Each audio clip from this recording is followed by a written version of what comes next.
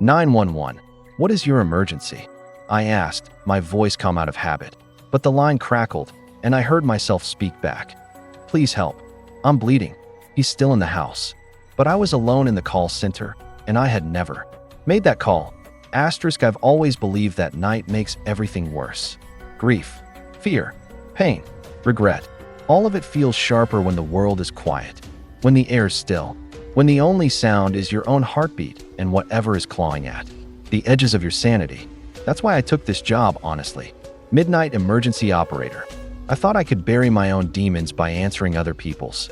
I thought hearing real problems, real horror, would make mine feel small. That I was wrong. My name's Darren Blake, and I work the graveyard shift at an emergency dispatch center in a small, forgotten town tucked somewhere between nowhere and nothing. You wouldn't find us on the map.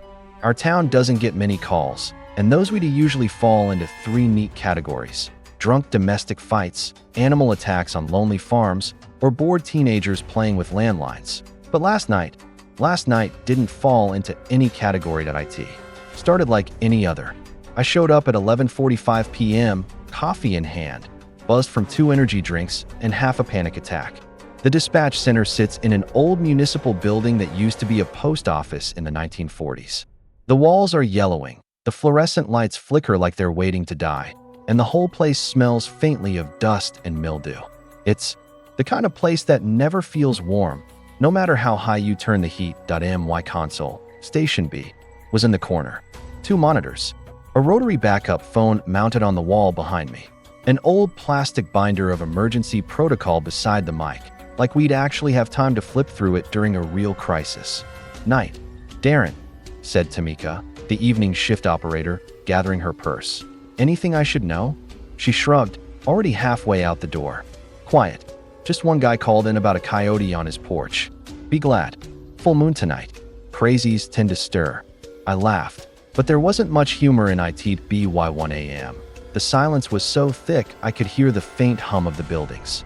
Old pipes groaning in the walls. I sipped stale coffee, watched the call screen blink idle, and leaned back in my squeaky chair, wondering what poor soul was out there drunk dialing a ghost or screaming at the wind tonight. And then it came. 1:17 a.m. Incoming call. Unregistered line.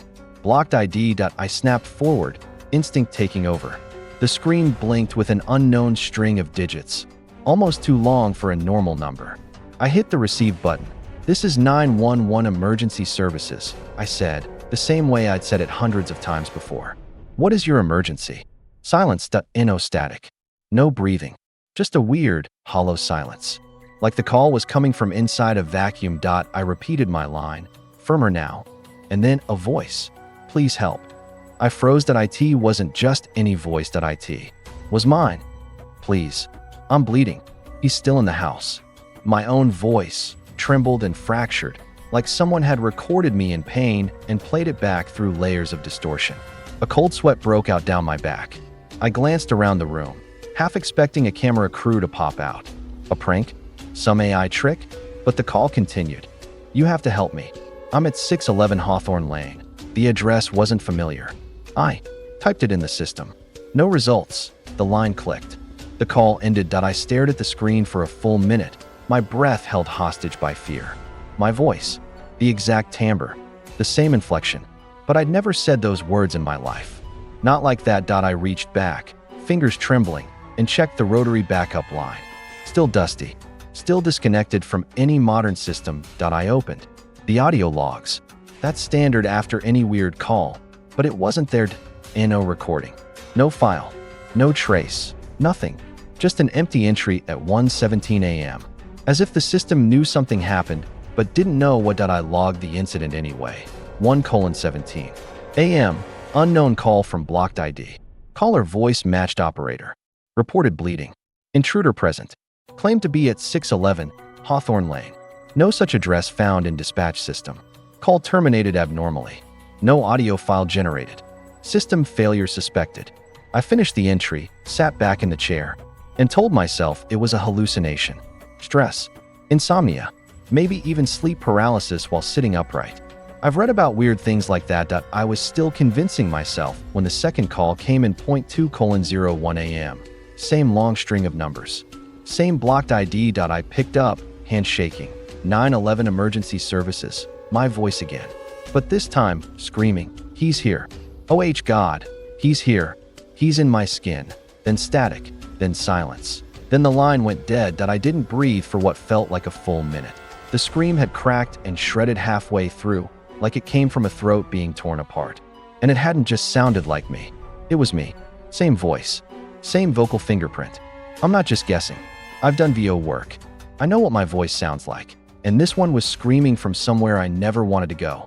This time, I didn't bother with the logs. I just stood up, left the room, and walked outside into the bitter cold. My breath came out in clouds. The streets were empty, the parking lot dead quiet. The full moon looked too bright, like it had been freshly scrubbed and sharpened. Then I saw it, across the street, under the flickering sodium lamp. A payphone that hadn't worked in a decade was off the hook. It hung there, gently swaying. I couldn't look away. Something inside me, some primal animal instinct, screamed at me to go back inside. Lock the door. Forget the calls. But instead, I walked across the street like I was in a trance. The closer I got, the colder the air became. Not wind, not weather. It was like stepping into a freezer with no source. I reached the phone booth and saw the receiver dangling. The line was severed. I picked it up anyway. It was warm. And then the receiver whispered, not loudly, not a voice this time, just breathing, slow, heavy, wet, and beneath that, a sound like something chewing through static. I dropped the phone and backed away. Across the street, my dispatch screen blinked again. 2:12 a.m. Incoming call. Same number. I ran back inside, slammed the door, and grabbed the mic like it was a weapon. This is 911. Who is this? This time, the voice wasn't mine. It was worse. It sounded like someone had recorded 100 people screaming my name and played it all at once. Layered, twisted, echoing. Dareen. Come home. Click. Silence. Then, all the phone lines lit up. All of them. Even the rotary line. All blinking. All at once. And every single one was calling from that same long, impossible number. I didn't answer. I just stared as they rang. And from the speaker overhead, the one we never use, came a sound like a knife dragging a crossbone. Then, my voice again, this time whispering, "Help me. You're the only one who can. But first, you have to remember what you did. You locked the door. You turned your back. You left me." I slammed the power off. Everything went black. And in that pitch darkness, I swear I heard someone whispering right behind me. I shut down the entire dispatch system after the calls wouldn't stop. But even in the darkness, the phones kept ringing. One line wouldn't go dead, line 6. And when I picked it up, he told me things no one could possibly know.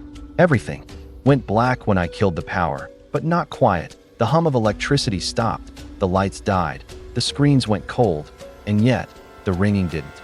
The phones kept howling into the pitch darkness like the building was alive and screaming. All of them. Except now, one stood out. Line 6. Its tone was different, lower, slower. A distorted chime that rang just off-key enough to twist my gut. It wasn't an electronic tone. It sounded organic, almost wet, like someone gurgling while choking on a laugh. I didn't want to answer it.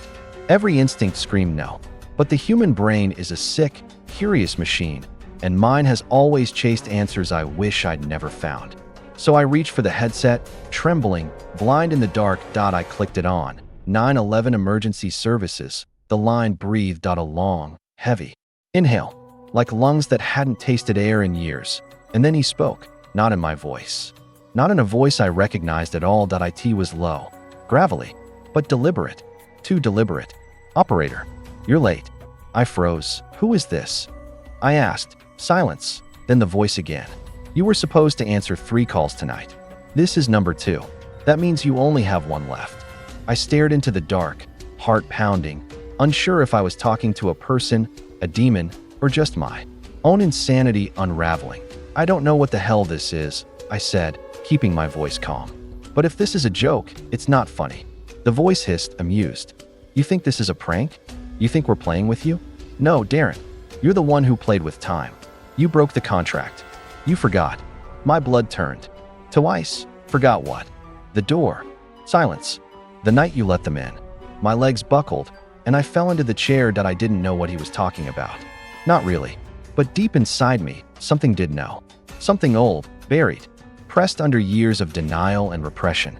I hadn't thought of it in a long time. Not since the fire. The voice continued, almost tender now. We remember, Darren. We were there. When you closed the door. When you turned off the radio.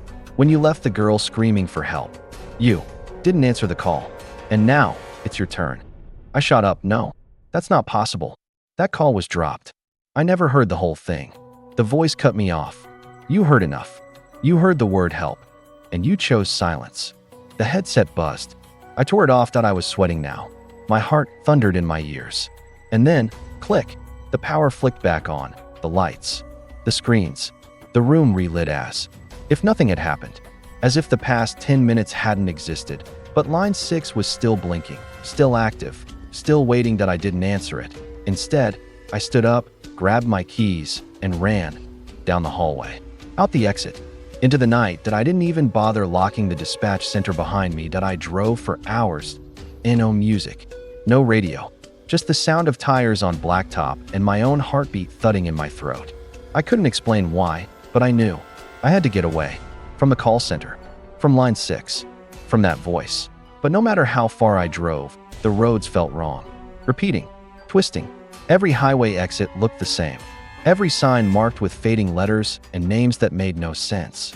Until eventually, I ended up on a gravel path I swore didn't exist before. Dead end. And there it was .611 Hawthorne Lane. But it wasn't a house. It was a building. Half collapsed. Covered in vines and ash, and our OT.my chest seized that I had seen it before. 10 years ago. Back when I was a rookie dispatcher. Back when I ignored the call. IT had been storming. The system glitched. I was tired. And when the call came through from a little girl whispering that someone was in the house. I made the worst mistake of my life. I paused. By the time I called it in, fire had consumed the house. They found remains. A girl, age 9. Body charred beyond recognition. I had told myself it was an accident. But now, something wanted me to remember. I got out of the car and stepped toward the ruins. As I walked, I saw phones hanging from trees, corded receivers, rotary dials, cell phones, hundreds of them, all dangling like fruit from rotten branches. Some cracked, some blinking with red lights, all of them humming. And then one of them rang. I didn't want to answer, but I knew I had to. I picked it up. A whisper crackled through. Third call. My stomach dropped. The final one. Then a girl's voice echoed through the receiver. Why didn't you help me? I dropped the phone. It shattered against the dirt. I turned to run, but there was someone standing by my car. A man, tall, pale, dressed in a black dispatcher's uniform that looked exactly like mine. Even had my name tagged. He smiled, but his face didn't move right. Like the muscles were just learning how to work. Like he was wearing it. Then he spoke, and it was my voice. Time to finish the call, Darren. I turned and bolted into the woods. Branches slashed my face. Roots caught my feet.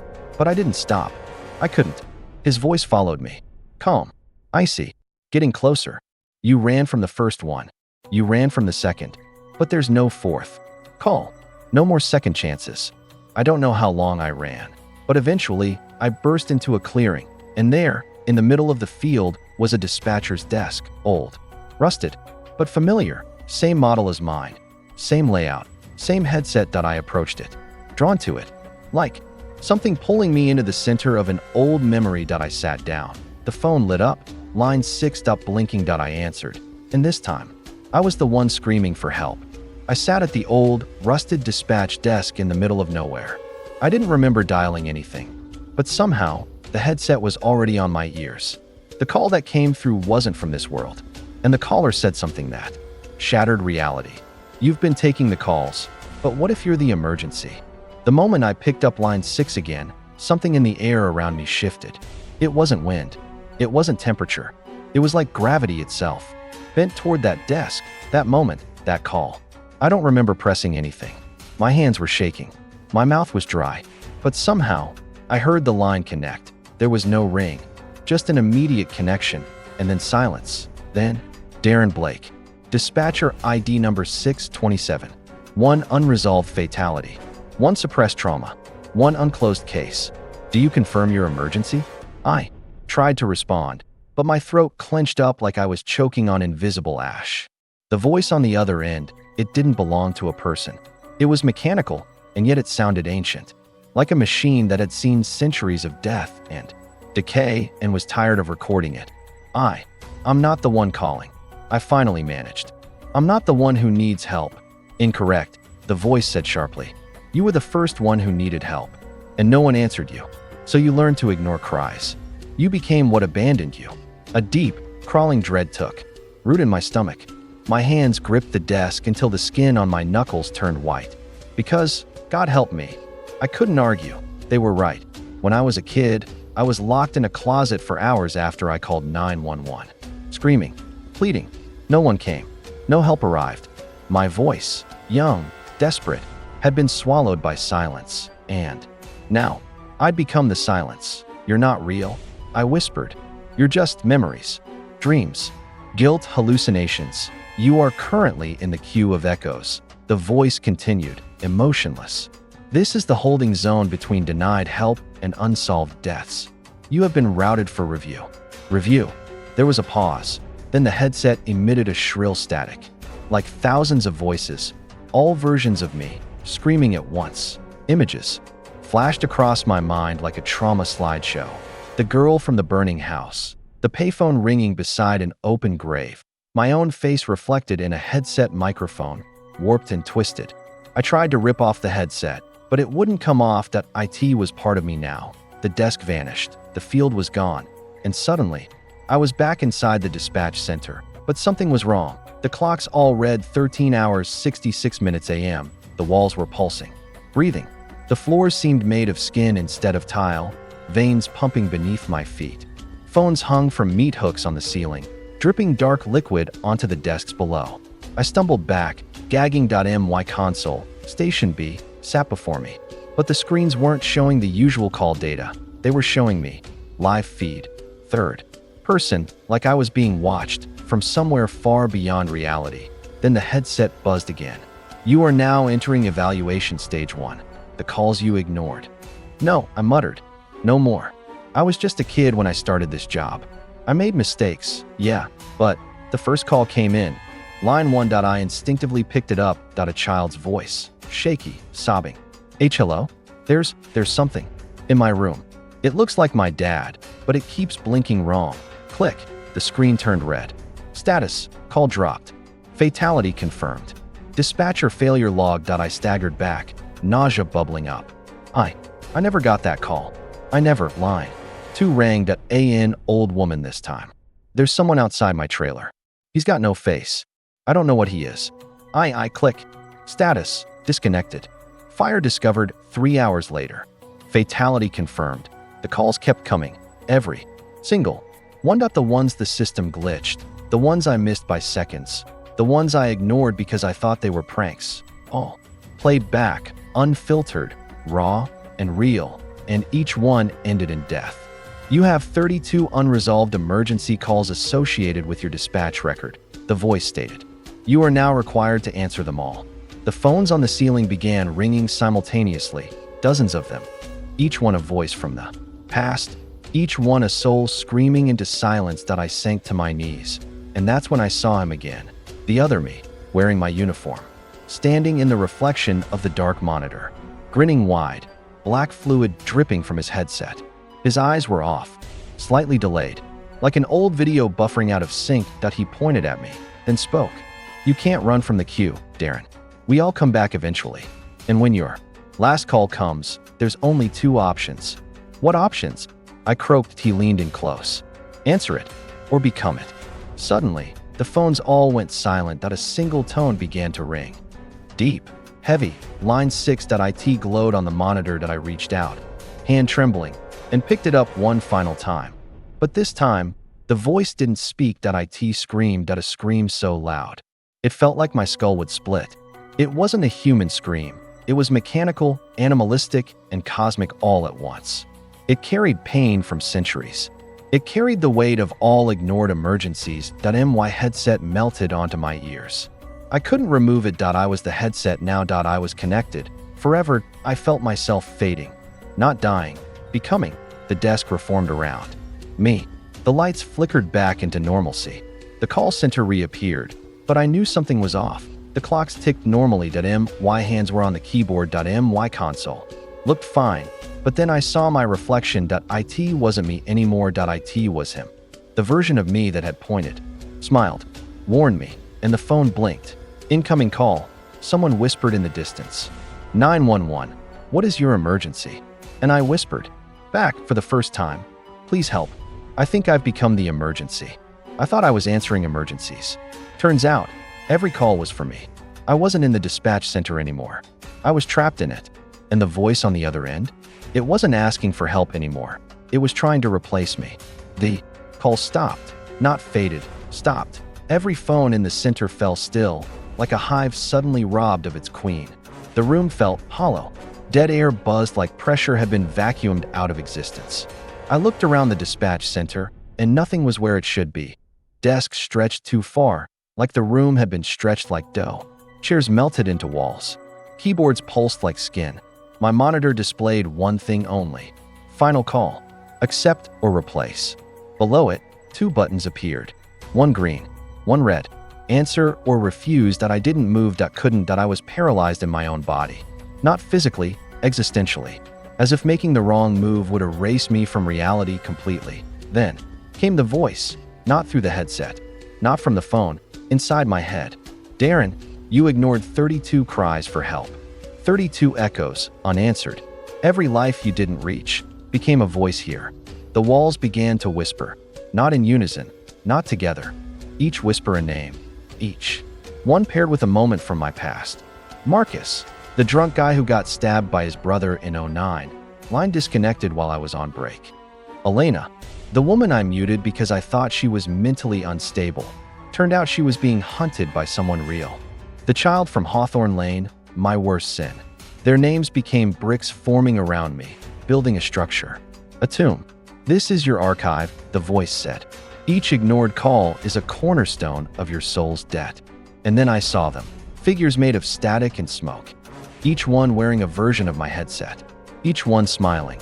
These were former operators. People who, like me, failed. People who now man the phones of this place forever. Do you know what 911 is in the echo realm? The voice asked. That I shook my head slowly. It's the frequency of guilt. The emergency of unfinished echoes. The number you dial when regret becomes louder than life. The green button blinked. Answer. The red button pulsed. Refused. That I remembered what the reflection of myself had said in chapter 3. Answer it. Or become it. I reached forward and pressed green. Instantly, the headset clamped down tight. The room exploded into pure white light. And then, I was somewhere else. That I stood in a long hallway. Endless. Dimly lit. Phones lined both walls, floor to ceiling. Thousands of them. Different models. Different eras. Some rotary. Some wireless. Some that didn't even belong to this world. All of them. Ringing point one after the other. Not random. Patterned. I realized I was walking through time. Each step brought me past one of my calls. Every emergency I had ever received, and I watched myself. Young, cocky, exhausted, distracted, broken. Sometimes I answered, sometimes I didn't, and every didn't. Ended with a death. That I stopped at the call I had avoided most. Hawthorne Lane. That I saw the flames. That I saw the little girl screaming into the line, and I saw my younger self, removing the headset, wiping sweat from my brow, letting her die. I reached toward the receiver, but my hand passed through it. This moment is locked. Nothing can be changed. Only accepted. That voice again. Only now. It had merged with mine. That I wasn't just hearing it. I was becoming it. Suddenly, the hallway melted. Reformed. I stood now in a mirror dispatch center. But the calls were coming from inside the room. People sat at the other consoles, faceless, answering phones that screamed, bled, and whispered. The air smelled of static and burning guilt. The center of the room sat a black, throne-like chair, and in it, me. Or something that looked like me. With burnt skin, melted headset fused to bone, and eyes like dead phone lines. I approached it, and it smiled. Welcome to the final line. I realized the truth then. I was never taking calls. I was receiving echoes. Echoes of every failure. Every second of hesitation. Every breath I wasted while someone begged for help. This wasn't a dispatch job. It was purgatory. A punishment. A cycle. And my shift was never meant to end. the thing in the chair stood, removed the headset, and placed it in my hands. You made it to the end. You remembered. You accepted. You're ready now. Ready for what? It leaned close. To take my place. It vanished. The room shifted again, and now I was alone. The headset burned in my palms. Like a branding iron. I sat in the black chair, placed the headset on, and instantly, the lights flickered on in dispatch centers across the Echo realm. Thousands of emergency operators like me, some screaming, some crying, all answering calls from beyond. And I heard my first new call come through. A young voice, familiar, terrified. 911, I think there's someone outside. I saw his eyes through the window. He looks just like me. I looked up at the screen. Caller ID, Darren Blake. Year, 1998. Location, childhood home. I froze. Tears welled up because I remembered. That was me. My first emergency call. The one no one ever answered. The one that made me who I am. I raised the mic to my lips, hands shaking. And for the first time, I said, Darren, help is on the way. The call ended, but the loop continued. Another line blinked, then another, and another. I understood now. There was no escape. No exit shift, just the queue, forever.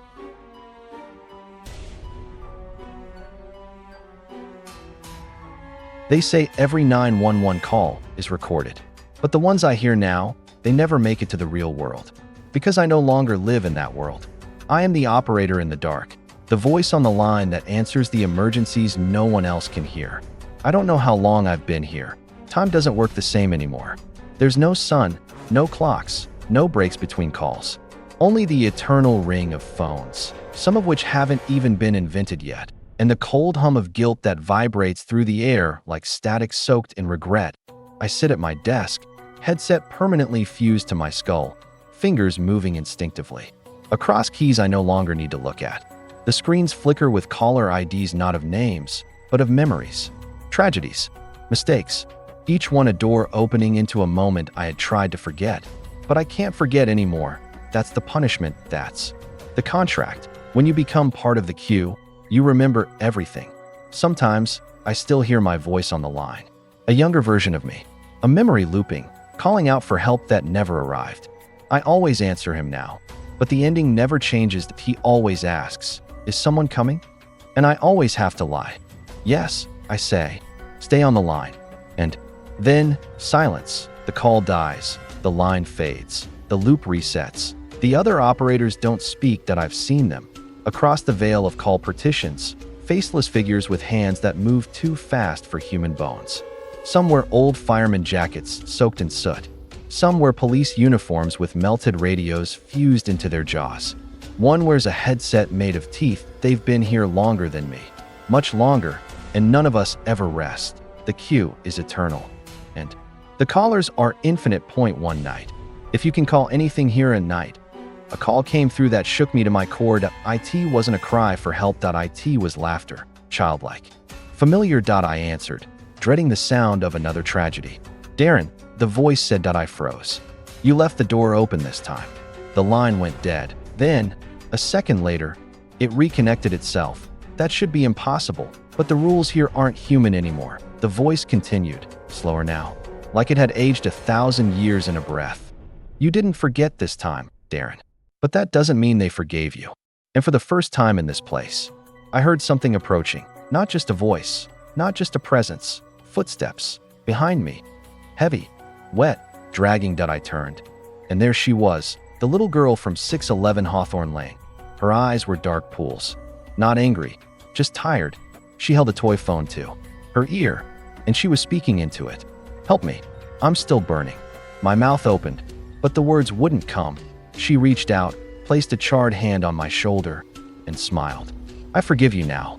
And just like that, she vanished. The headset in my ears burned red hot for a second, and then cooled. That was the first and only release I've ever seen granted in this place. The only soul that escaped. Because I remembered. Because I answered. After that night, I noticed something different in the queue. Some calls started changing. They weren't cries. They were warnings. I saw the man in the headset. He was in my room last night. He told me I'd be next. The operator I spoke to last night didn't have a face. Just a headset and blood on his collar. I answered a call from a dead number, and the person on the other side said he'd been answering 911 calls since 1998. Each one chilled me, because they weren't from the past anymore. They were from the future. That's when I realized I wasn't just answering dead calls, that I was becoming part of new ones, that I was bleeding into reality. The queue wasn't just purgatory anymore, that IT was a system glitching outward, like mold creeping under wallpaper, like a signal escaping a locked tower. A few nights ago, I heard something even worse. "Darren, you're leaking." A voice whispered it through the static. I checked my screen. Unknown protocol breach. Dispatcher no longer contained. The headset hissed, and suddenly, I could see things through the caller's eyes. Real people, real rooms, and they could see me too. That's when it began. The echo breaches. If you're reading this, if you're hearing this on some corrupted file or weird station that never aired before midnight, you're already in range. You might have seen me in a dream. Or glimpsed a shadow standing behind your mirror, wearing a headset and looking confused. That was me, trying to reach you, trying to warn you, because I can't hold the signal back forever. The queue is expanding, and soon, everyone with a phone will start getting calls that never ring. Just pick up, and you'll hear IT.my voice, saying what I now say to everyone. 911. What is your emergency? But don't answer me. Don't talk back, because the moment you respond, you start to remember too. And the queue never ends. Closing text, fade out audio effect for videos, call dropped, connection lost, echo logged, operator absorbed, next shift beginning, brain post-credit thought, optional for narration or YouTube ending. There's a rumor in the emergency dispatch world. If you stay on the line too long with a dead signal, you'll hear your own voice telling someone else to send help. And when they trace the call, it comes from a number that doesn't exist. Yet,